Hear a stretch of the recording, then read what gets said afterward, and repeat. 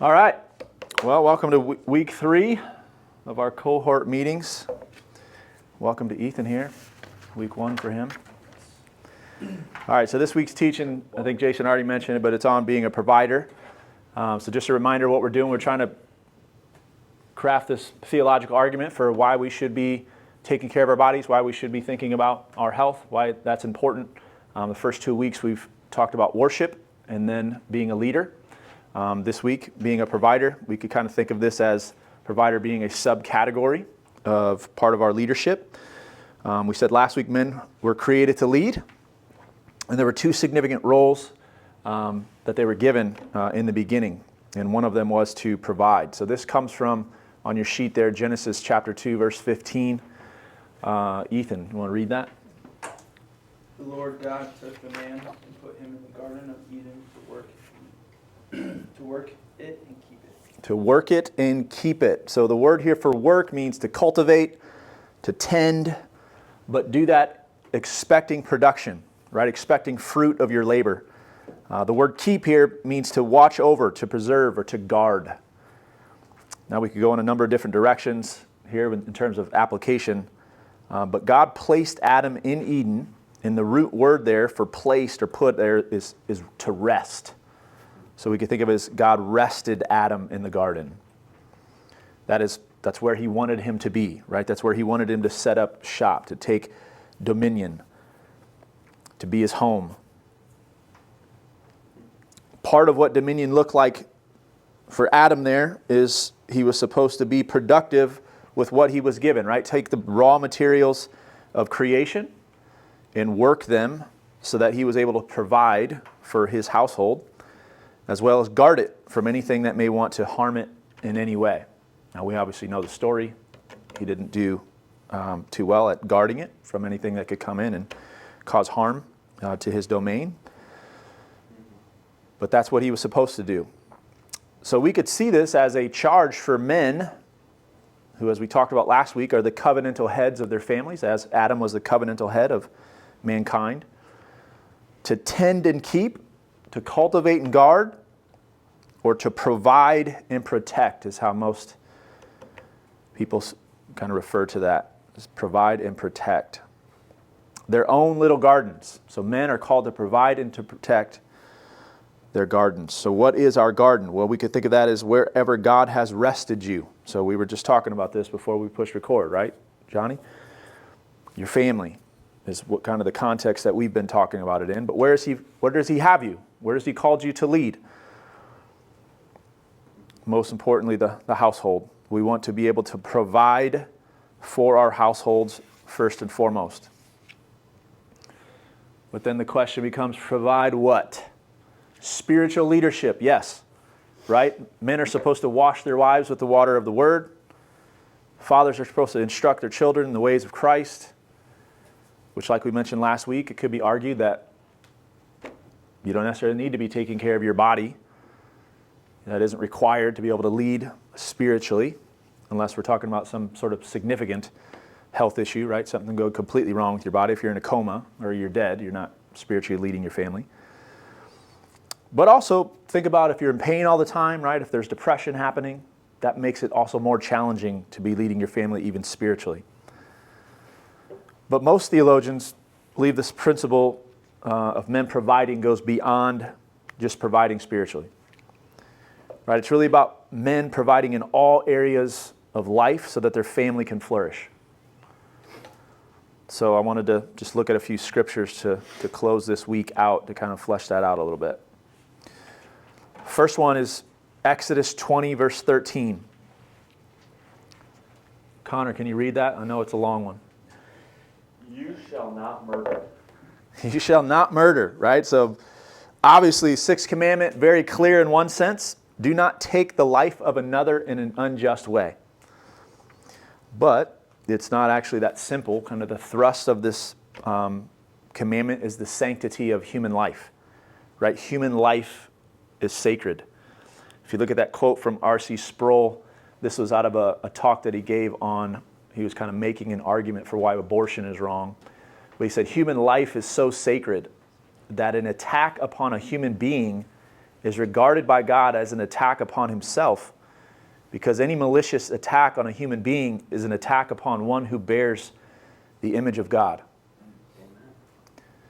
So R.C. Sproul is saying what God is trying to tell us is, as his image bearers, we have God's image kind of stamped on us. When somebody makes an attack on any image bearer, right, it's like making an attack on the one who created him, because he created him in his own image. Then we go to Jesus in the Sermon on the Mount in Matthew chapter 5, verse 21 through 22. I don't think I gave you that one, but what does he do in this one? He says, "You have heard that it was said to those of old, 'You shall not murder, and whoever murders will be liable to judgment. But I say to you that everyone who is angry with his brother will be liable to judgment. Whoever insults his brother will be liable to the council, and whoever says 'you fool' will be liable to the hell of fire." So with that, we have the spectrum, right? Over here we have anger, and over here we have murder in the first degree, right? Everything in between that is still kind of part of this complex of this commandment, right? So Jesus is saying, don't be angry in an unjust way at somebody. Don't hate somebody. In the original commandment, it was shall not murder, right? Do not murder in the first degree. Do not murder. Do not kill somebody unjustly. But that whole middle applies, right? Do not harm. Don't hurt the quality of life that someone enjoys. If that wasn't already heavy enough, it's also been understood by the church, in the history of the church, that there is a positive and negative aspect to all of the commands. This means that whatever the law is teaching in its denial, it's also teaching in its affirmation. So negative for this one, don't hate, don't harm, don't murder. The positive aspect would be do everything in your power to promote human life, right? To quality of life, to promote one's flourishing. So it's not as simple as just don't harm. It's, hey, when we see another human being, somebody created in the image of God, everything in our power should be to promote that person's quality of life. So what's all this have to do with our topic today? Well, a few things. We are all image bearers of God. So we don't want to do harm to ourselves, right, through poor lifestyle choices. Another thing, if you guys have ESV, in that Genesis or the Exodus, the commandment, there should be a note down there.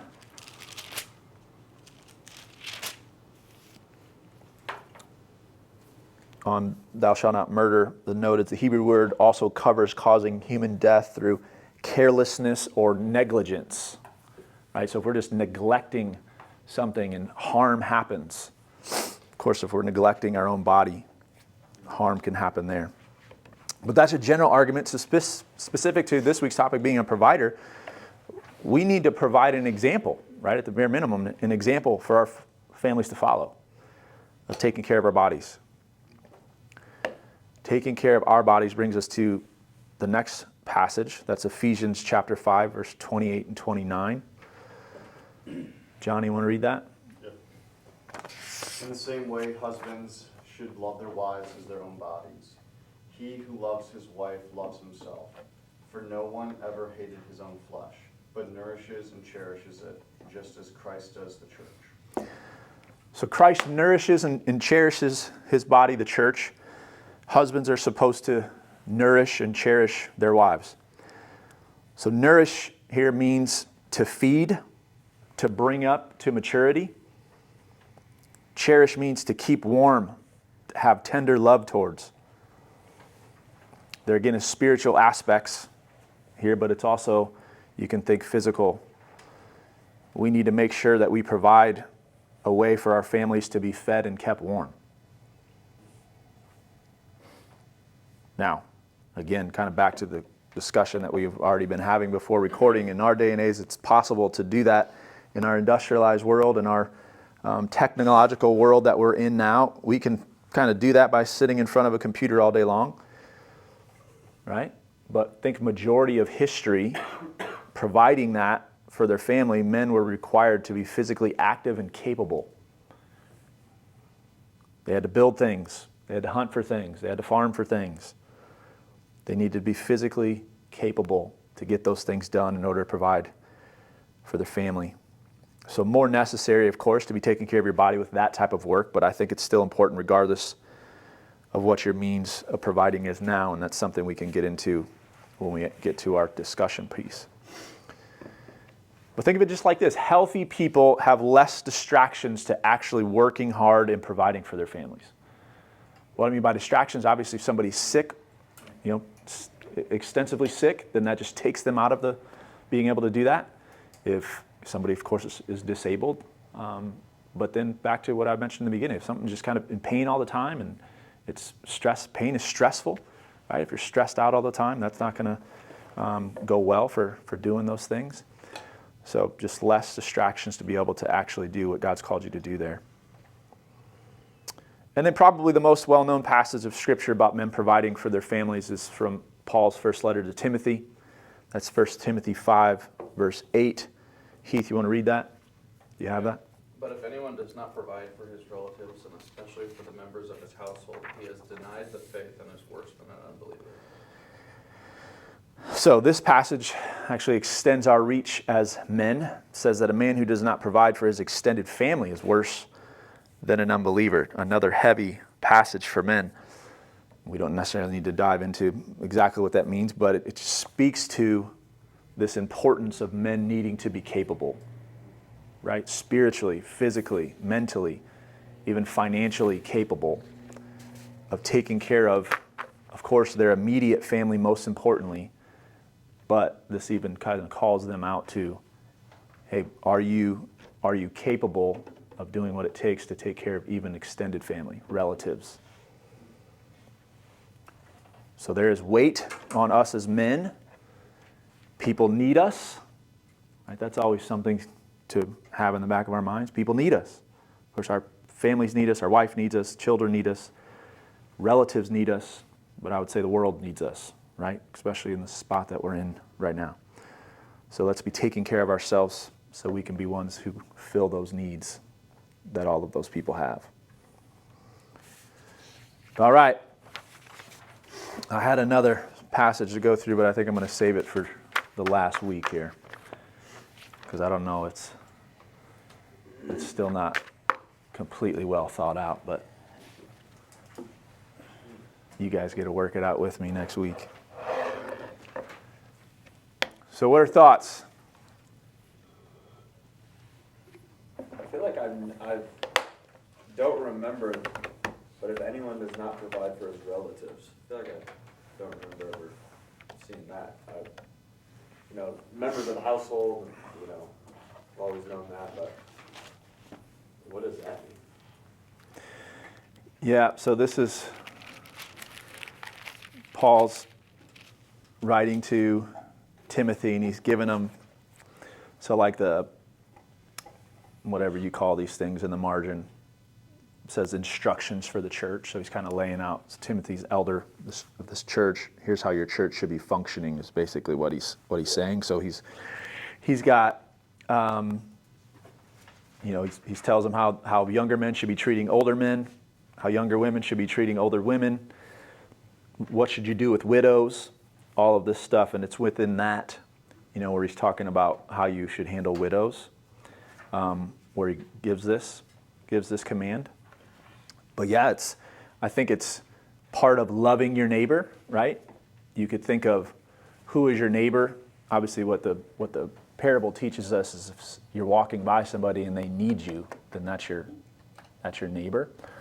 But just generally, you can think of who is within an arm's reach of you, right? So your wife needs you, your kids need you, and then it just kind of extends out. So that's a principle there of the whole relatives thing. Now, I don't think it's again, if your cousin or something isn't being provided for, that doesn't necessarily mean that you are somebody who's worse than an unbeliever. I think it's saying is, do you actually care about the people that God has put in your life? And are you doing, is it not just, I care about them, but then I won't actually do anything for them? do you care? And then are you actually doing what's possible with what you have to help these people? So from what we're talking about is, are you putting yourself in that spot? You know, so we can think of it even like an MC setting, right? There's people all the time that have needs. Are we thinking about that before it happens? Like, are we preparing to be able to help somebody even before a need comes up? You know, are we capable of filling that need? Yep. What else?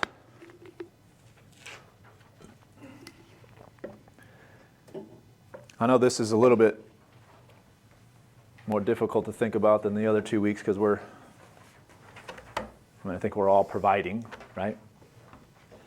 But it's a reminder, it's something to think about for future. It's thinking about, you never know when something can go wrong, right? So let's be doing what we can in our own control to try to prevent something like that from happening.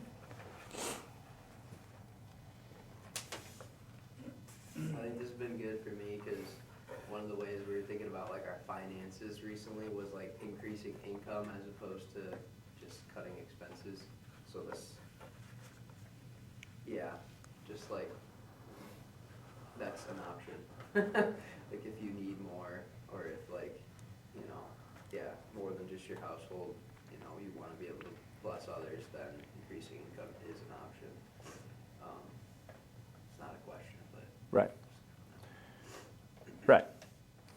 And when are you going to be able to have the ability probably to increase your income when you're where you're at now or when you're 70 years old, right? You might be wiser and, again, might be able to figure out some sort of a different way of making money then. But in terms of being physically capable to actually work and work hard, work a lot, to be able to do that, it's now. And why is it now? Because in a sense, you compared to 70, you're a healthier person now, right? You're more physically capable now to do that.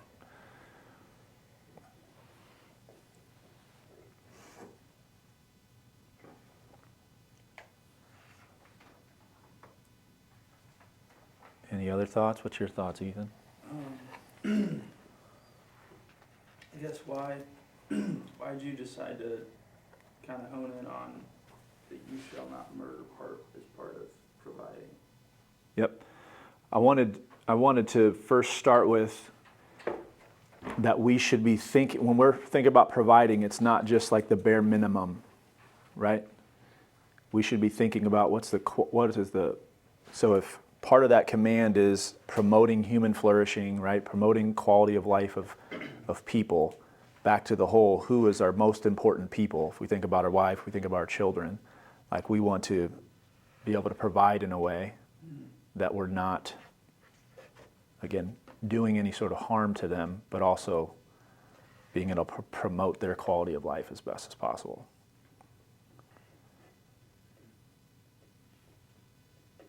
That connection makes sense? I think Because of the positive side of that commandment. Yeah. Yeah.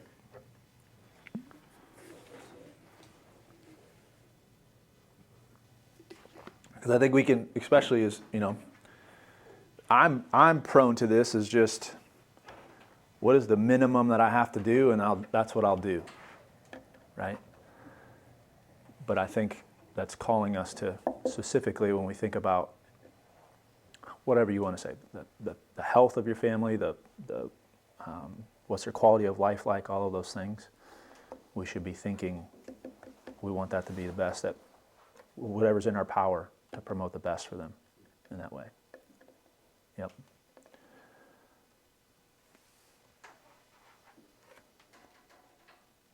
So would we say that we would always be striving to grow, like, in our provision? You know, I'm just thinking of like when I'm 70, like, and stuff, like, or even now, like, you know, I have a tendency, same as you mentioned, like, minimum, and, you know, I'm comfortable, but like, should we be striving to, I think the answer is yes, like to, yeah, like you said, there's always like different areas where we could promote more for, you know, for example, health or like our children, like savings and things like that. I don't know. Does that make sense? Yeah. What's others think there? I mean, I think there is a point where you provided enough for your family.